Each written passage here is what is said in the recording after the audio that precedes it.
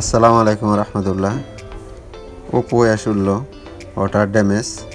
আমার হাতে যে ফোনটা দেখতেছেন এটা পানিতে পড়ে যাওয়া ফোন।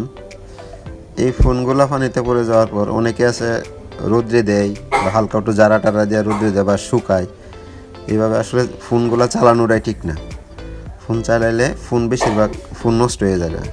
এই ফোনটা বাচ্চা না পানিতে ফেলায় রয়েছে, কিন্তু তার বাবা নিয়ে আসছে আমার কাছে।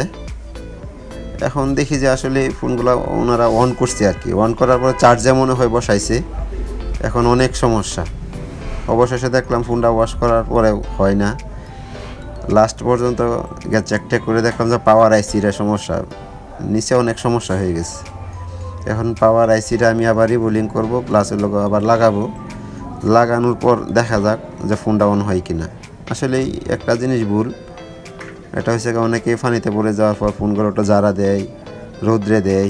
এভাবে স্মার্টফোনগুলো বিশেষ করে না চালানোটাই ভালো।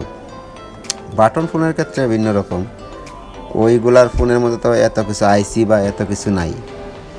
আর যেগুলা টাচ এগুলার মধ্যে তো অনেক ফাস্ট থাকে বা আইসি থাকে, অনেকগুলা অনেক কম্পোনেন্ট থাকে।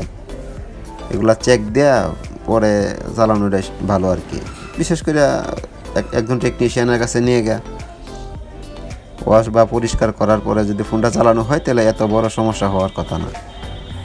আর সবচেয়ে ভালো পানি পড়ে যাওয়ার পর ফোনগুলা পরিষ্কার করে নেওয়া বা টেকনিশিয়ান দিয়ে এটা ক্লিয়ার করে বা পরিষ্কার করে নেওয়াটা সবচেয়ে উত্তম। তার আগে না চালানোটা ভালো। দেখেন আইসি লাগানোর পর কাজ করে কিনা বা কাজটা কীভাবে সম্পূর্ণটা সাকসেস হইল এটা দেখেন। সম্পূর্ণ ভিডিও দেখলেই বুঝতে পারবেন।